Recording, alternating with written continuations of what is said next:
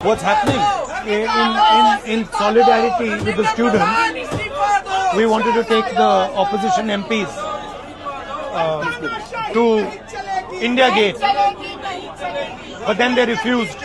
So then we wanted to take them to 30th January, Gandhiji's assassination spot. And now what they've done is they put this bus in front of us there, right? And they put the barricade and they put a bus on the side here, so we can't see it, we can't go. And they're doing a drama. Obviously they're scared. We felt, all the MPs felt that if the students are on the street, we should also be on the street. पंतप्रधान नरेंद्र मोदी यांच्या निवासस्थानाच्या बाहेर 3 तास ठिय्या आंदोलन करणं आणि गृहमंत्री अमित शहा यांच्या घराच्या बाहेरून खासदारांनी भरलेली बस स्वतः घेऊन फिरणं, हे सगळं विरोधी पक्षनेते राहुल गांधी आणि काँग्रेसचे खासदार दिल्लीमध्ये सहज करू शकतात. पण धक्कादायक गोष्ट अशी आहे की गेल्या महिन्याभरापासून जंतर मंतरवरती डोळ्यामध्ये तेल घालून बसलेल्या अभिजित दिपके किंवा कॉकरोच जनता पार्टीच्या कोणत्याही सदस्याला प्रत्यक्ष भेटायला राहुल गांधींना वेळ मिळाला नाहीये. राहुल गांधी आपल्या एकाही भाषणात किंवा पत्रकार परिषदेमध्ये जंतर मंतरवरती आंदोलन करणाऱ्या या विद्यार्थ्यांचे किंवा सीजेपीचे नाव सुद्धा चुकून घेत नाही.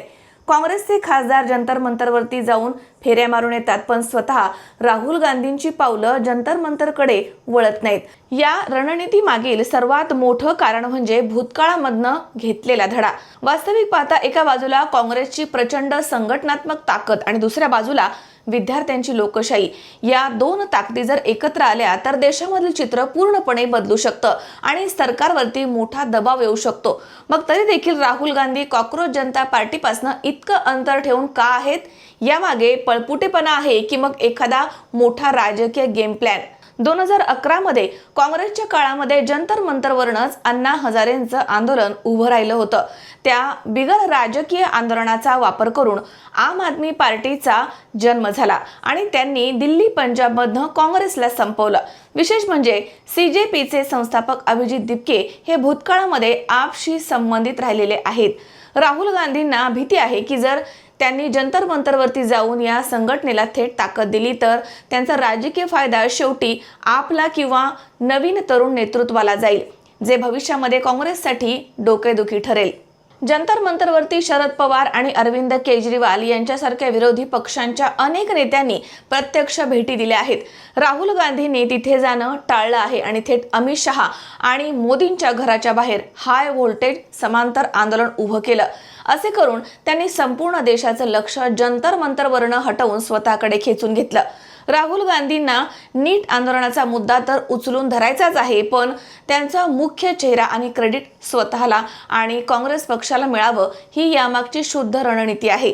या आंदोलनाचा मुख्य चेहरा असलेले पर्यावरण कार्यकर्ते सोनम वांगचुक यांच्या पत्नी यांनी राहुल गांधींच्या या भूमिकेवरती तीव्र शब्दामध्ये आक्षेप घेतलाय. त्यांनी स्पष्टपणे म्हटले की काँग्रेसचं हे आंदोलन विद्यार्थ्यांसाठी नसून मूळ विद्यार्थी चळवळीला हायजॅक करण्याचा हा एक राजकीय प्रयत्न आहे. नेत्यांना जर खरोखरच विद्यार्थ्यांची काळजी असती तर त्यांनी जंतर मंतरवरती येऊन विद्यार्थ्यांच्या मंचावरती बसायला हवं होतं. पंतप्रधानांच्या घराच्या बाहेर राजकीय नाटक करण्याची गरज नव्हती. इथे एक मोठा विरोधाभास दिसून येतो.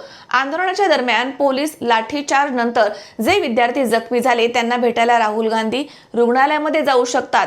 तिथे जाऊन ते सांत्वन करतात, फोटोज व्हिडिओज काढतात, कारण तिथे कोणतीही राजकीय स्पर्धा नसते. पण जंतर मंतरवरती अधिकृतपणे आंदोलन चालवणाऱ्या मंचावरती जाणं ते जाणीवपूर्वक टाळतायत, कारण तिथे गेले तर त्यांना त्या मंचाच्या नियमानुसार चालावं लागेल आणि आंदोलनाचं नेतृत्व विद्यार्थ्यांकडेच राहील.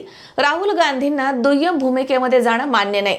काँग्रेसकडे स्वतःची NSUI आणि युथ काँग्रेस ही तरुणांची खूप मोठी संघटना आहे. जर राहुल गांधींनी बाहेरच्या कॉकरोच जनता पार्टीला किंवा अभिजित दिपके यांना मुख्य चेहरा बनवून पाठिंबा दिला तर काँग्रेसच्या स्वतःच्या विद्यार्थी नेत्यांमध्ये असंतोष पसरू शकतो. आपल्या संघटनेचा वापर करून स्वतःच्याच कार्यकर्त्यांना मोठं करावं, इतर कोणालाही नाही, असा पक्षांतर्गत दबाव देखील राहुल गांधींवरती असू शकतो. मात्र राहुल गांधी म्हणतायत की आमचा कॉकरोच जनता पार्टीला पूर्णपणे पाठिंबा आहे. आमचे सर्व खासदार आणि विरोधक त्यांच्या सोबत आहेत. मात्र जंतर मंतरवरती असणाऱ्या त्यांच्या अधिकृत अशा मंचावरती आतापर्यंत राहुल गांधी गेलेले नाहीयेत. कारण राहुल गांधी आणि कॉकरोच जनता पार्टी हे दोन्ही जर एकत्र आले तर या आंदोलनाची धार आणखीनच वाढणार आहे. थोडक्यात सांगायचं तर राहुल गांधींना स्वतःचा अजेंडा चालवायचा आहे, पण हे राजकारण आहे, इथे काहीही होऊ शकतं.